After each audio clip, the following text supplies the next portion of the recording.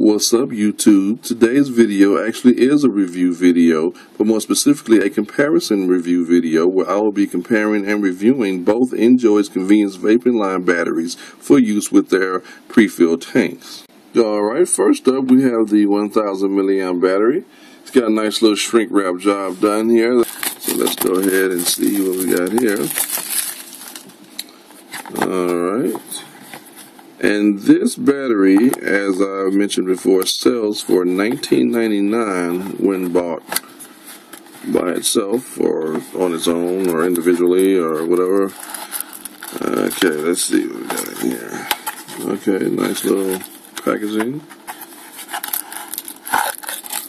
Alright, there's the battery. And let's see, you got a little tray here. Underneath the tray is your USB cable. See that down in there? Let's go ahead and get that out of there, just because. Right, a little micro USB charging cable, and that's for the battery. And it's quite reminiscent, of course, of the Ego style battery. And see the charging port at the bottom here. Little. Okay, so it appears to have a screw-on cap here. Alright, yeah. I like that, actually. Charging port at the bottom.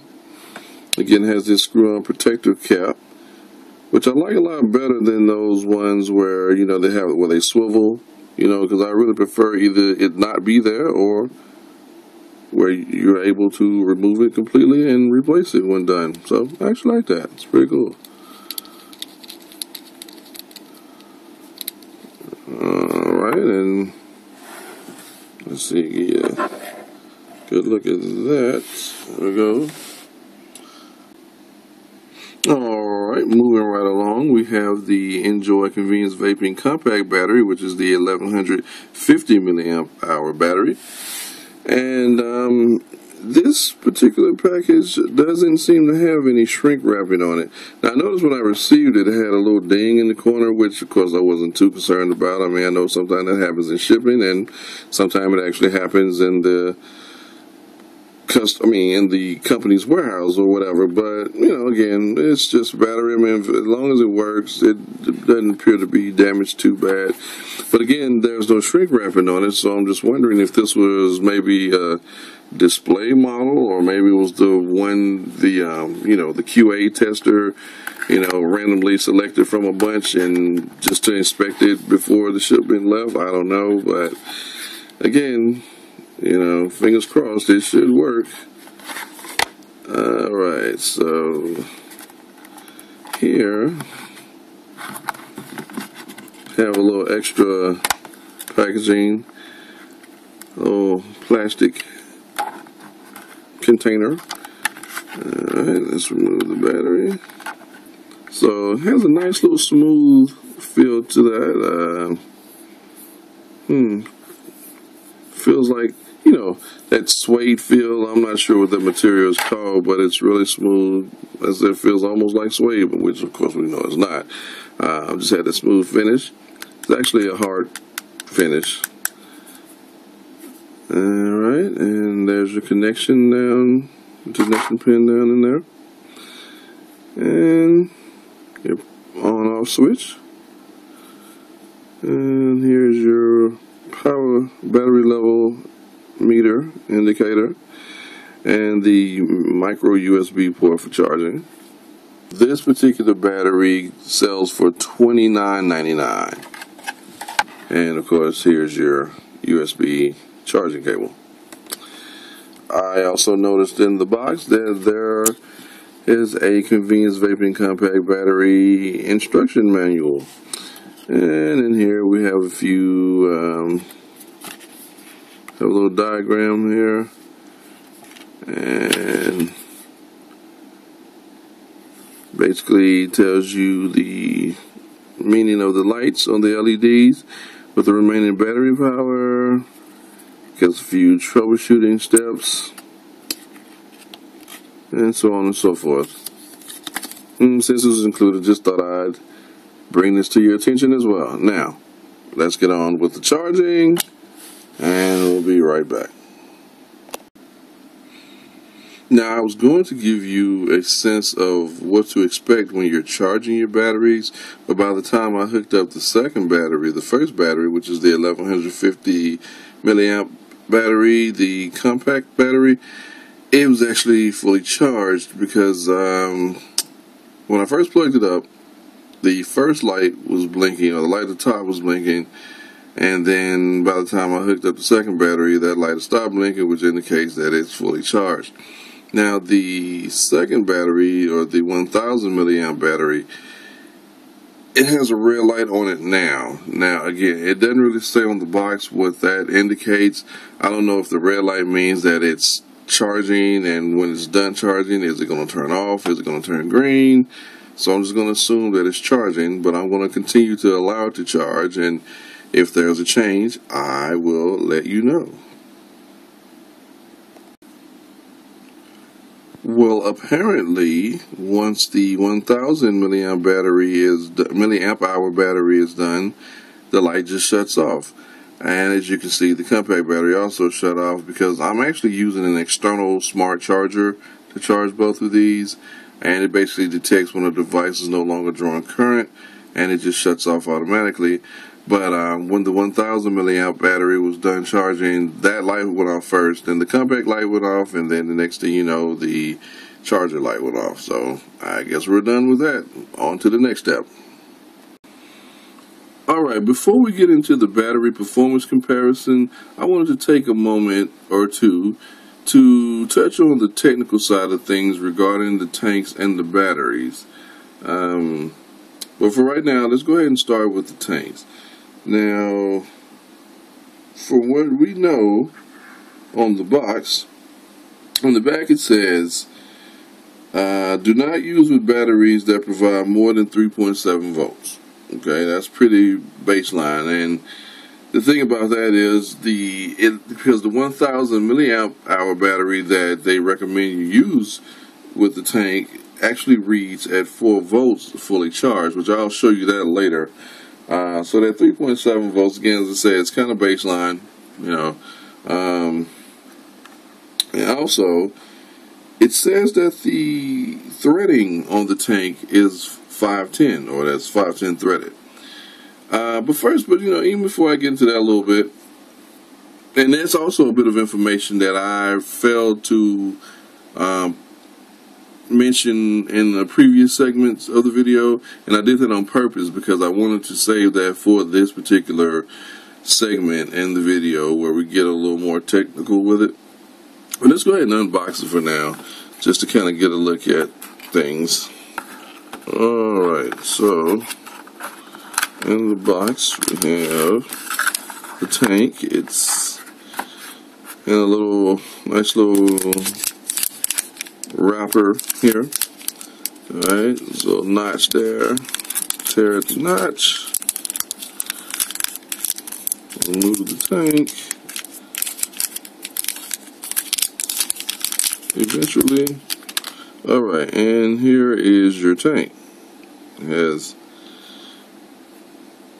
NJOY written on the casing, and it has these little tabs here that you remove before use. Now, as I said, the box says that it's 510 threaded, so let's remove this tab to reveal the thread. Now, as you can maybe see down in there, there's your 510 threading. So then the question a question that you may have is, since it's 510 threaded, can I use this on my favorite mod? Well, the answer to that question is actually no and yes. Simply because, first of all, yes, this is 510 threaded. However, as you will notice, it has this little metal skirt here, which is actually reminiscent of ego threading, but it's not ego threading. But anyway, yeah, but in order to use this, as I said, you can use it on your favorite mod. However, in order to use it as is, it's not going to work, okay? 510 threading here, 510 setting here. Not going to work. In order to get this to work, you're going to need something by way of an adapter or an extender. Something like this. Here. This is actually a 510 to Ego thread adapter.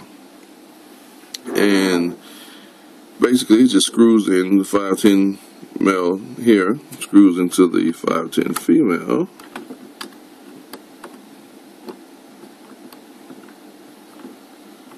Like so. And then you can take your tank, pre-filled tank, and screw it onto the adapter.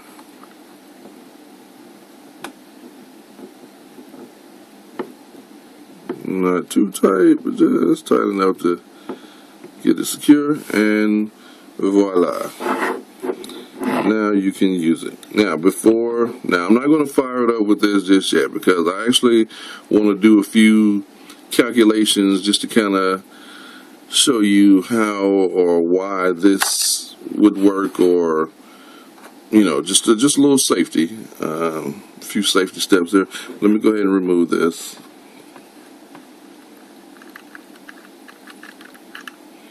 Now, again, to look at the adapter, again, this is an Ego, a 510 to Ego adapter. Now, they also have 510 extenders, which I've heard of them, but I just really haven't used one before. But I'm assuming, it's pretty much the same thing. You got your 510 male at the bottom, and it probably extends upward to where you have your 510 on the inside. But again, this being an Ego adapter, with the Ego, this is your Ego threading on the outside, but it still has 510 on the inside. So it's kind of a bit of a combination there. But anyway, I'm not going to get into the difference between 510s and Ego threaded any more than I just did. But just know that if you want to use this tank on your favorite mod, you're going to have some sort of an adapter such as this. Now, let's go ahead and take a look at the batteries. Let me go ahead and remove this. Let's get the batteries over here.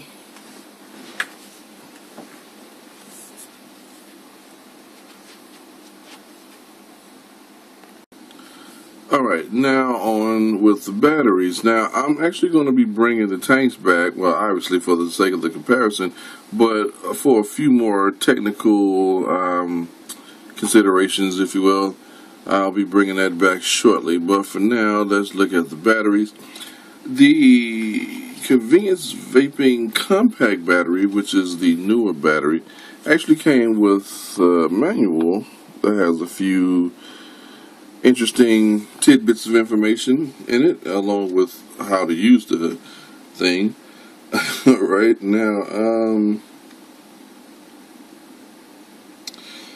alright, based on the battery specifications, it says battery capacity, of course, is 1150 milliamp hours, and the atomizer resistance range is 0.6 to 3 ohms, or 0.6 to 3.0 ohms. For those of you who kind of like the placeholders. It's squeeze activation. Basically, in order to fire it, there's no button. It's like some of your atomizers that have that whole thing where the button is actually the body. You squeeze it like that to fire it, as opposed to your Ego style type button here, where you, or battery here, where you just have that button and you press it to fire as such. Alright, and let's see, but back to the, let's put that right there, back to the compact battery. Let's see, has short circuit protection, detects short atomizers to prevent damage to the battery, overcharge protection, a few other interesting things about how to tell when it's fully charged, how much battery life you have left, and so on and so forth. Now, unfortunately, the original battery, the 1000 milliamp hour battery, did not come with very much information, just basically what you have on the box. And speaking of which, the box also says, or this box also says, that the battery is 510 threaded. Now, I know you probably can't see that. Yeah, it's probably not going to focus, but either way, it says that it's 510 threaded. Now, I know that might be a bit misleading, but it actually is 510 threaded, as I was explaining about the tanks, that here on the inside is your 510 female connection, and the outside is essentially used for Ego style tanks. So the threading on the outside. Now, it's just the adapter I was talking about earlier. So again, not much to really say about this battery here. Based on there wasn't much information included in the box, as I said.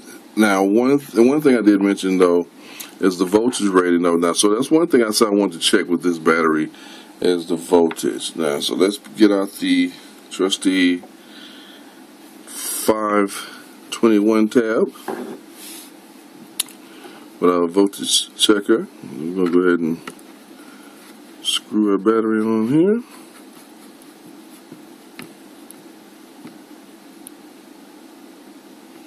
Alright, and we're going to turn this puppy on. And fire up the battery. And we're reading at 4.22 volts. Now, that's a fully charged battery. So, with that being said, I actually want to do a few calculations. And also, now this battery, which is the compact battery, the 1150 milliamp hour, I really have no way of testing this. Well, I guess I could with some alligator clips. But yeah, this particular setup would not test that. But anyway, at any rate, we're gonna pretty much take their word for it and say that it's safe for use with the tanks. But anyway, just keep that in mind that this battery was 4.22 volts. And what I would like to do now is actually test the resistance of the tank. Now, this information doesn't appear to be anywhere on their website. I did check, and I did not find anything. I'm pretty sure if I would have sent an email or something, maybe they would have given me some of that information, but I felt, hey, what's the sport in that? Alright, so let's get this out. Okay, so now we're going to test the resistance of the tank. Now, of course, now this is where our trusty adapter is going to come back into play.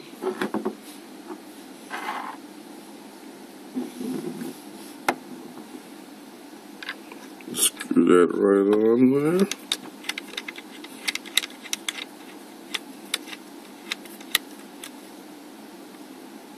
Alright. And now we're going to take our tank,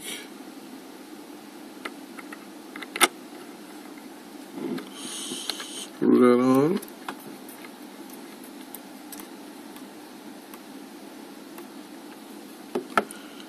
and that's it. Now we're going to go ahead and switch it on and see what the tank reads. And it's reading at 1.42 ohms. So now, the purpose of this is, well, for the sake of, I guess, satisfying your curiosity for this information, but it's also to determine what would be a safe wattage for using this tank if you should decide to use the tank on your favorite mod. If you have a variable wattage mod, which I'm sure most of you do, or most of them actually are. Yeah, so what would be a good wattage? Now, as for voltage, Again, the tank itself actually says do not use with anything higher than 3.7 volts.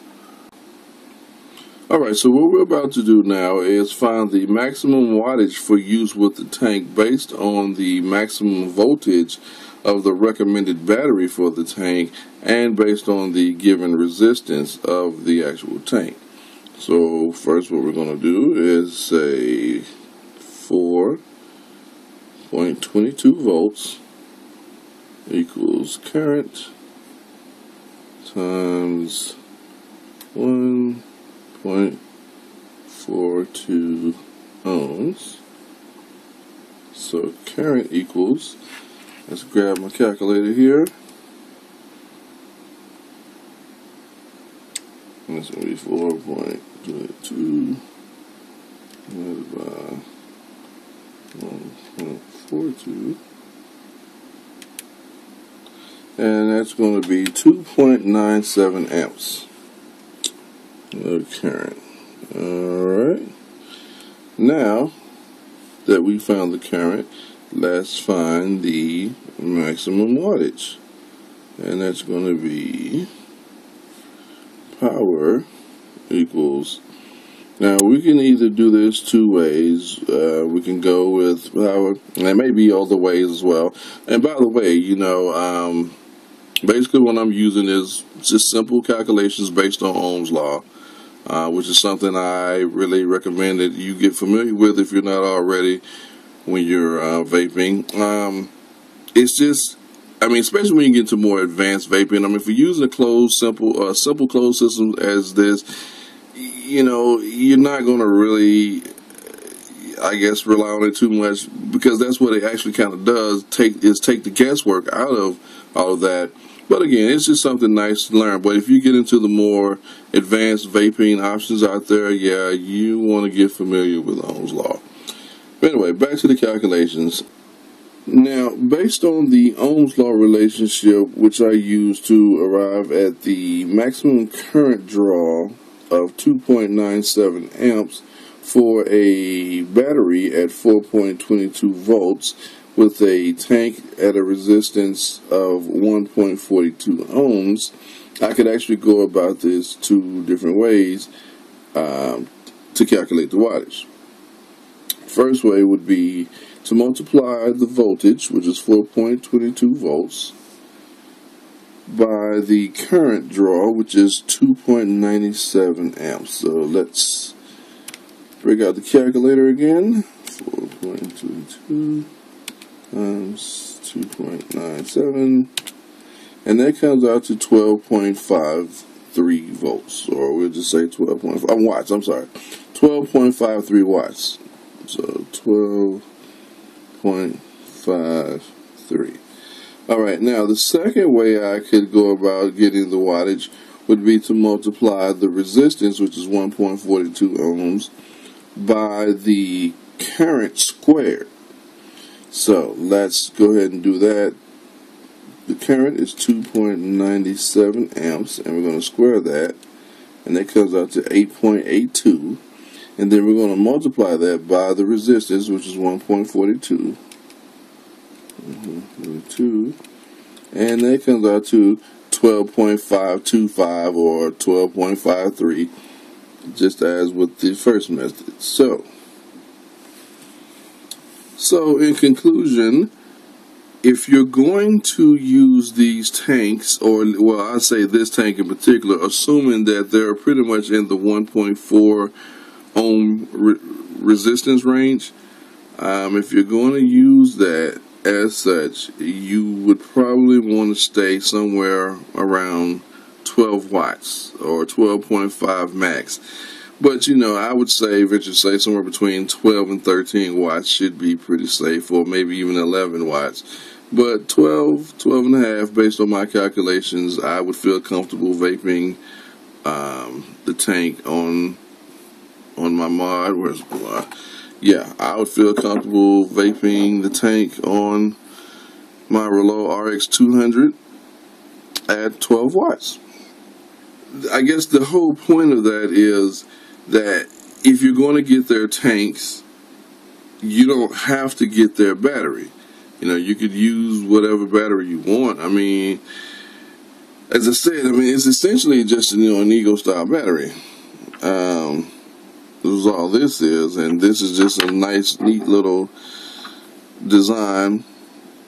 You know, I like it a lot. But again, if you feel like, you know, maybe you want to go a little cheaper, you can. Or again, if you feel like, well, you already have a mod and you don't really want to spend the money on another battery if you don't have to, well, again, the only thing you're going to need in that case is to have some sort of an adapter or an extender in order to do that. So, but anyway, going back to my calculations, you know, if I, you know, feel free to check, double check, triple check, quadruple check, whatever. If I've said anything, I mean, you know, feel free to correct me if I'm wrong, and I'm sure you will.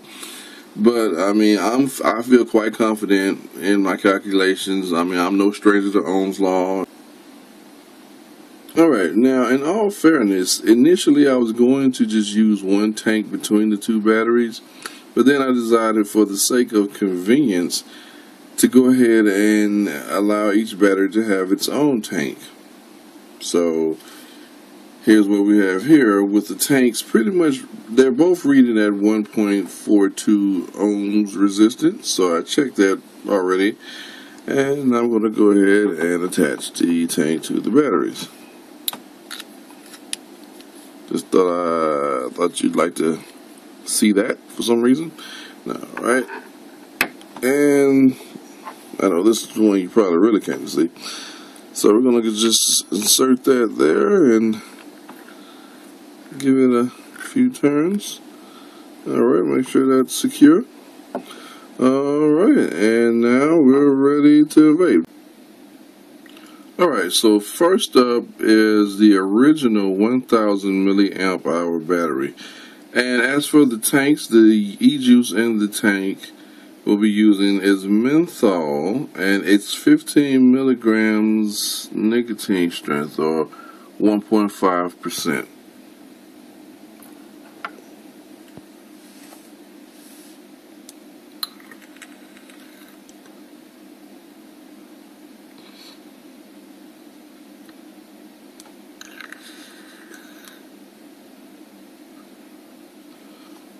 Alright. Pretty good, pretty good. Now we'll be going with the new convenience vape, what's it called? The new compact battery. Or compact, however you want to say it. Alright, okay, and then just to kind of show you, I probably didn't show you before, this is how you turn it on. On the bottom there's a power switch here. You just flick it that way and squeeze the body like that. Alright, let's go ahead and try this out.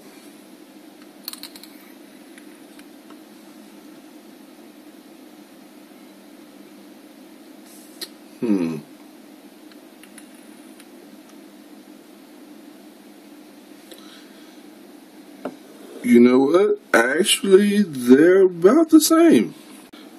Again, nice throw hit, warm vape, decent vapor production for what it is. Now the only thing I will apologize for in my videos is the fact that, well, you know, with my setup and the lighting, you probably can't see the actual vapor. Now, another aspect I'd like to mention about the tanks is the airflow. The tanks here, if you can see this, has two airflow holes. One second here. Alright, you have one hole here. It's just above the line where the battery stops and the tank begins. And then you have another one on this side. So two airflow holes. Well, either way, that's going to do it for me. I hope you've enjoyed what you've seen thus far. If you haven't enjoyed it, hey, well, you know, I did what I could do. But at any rate, thanks for watching, and I'll see you next time.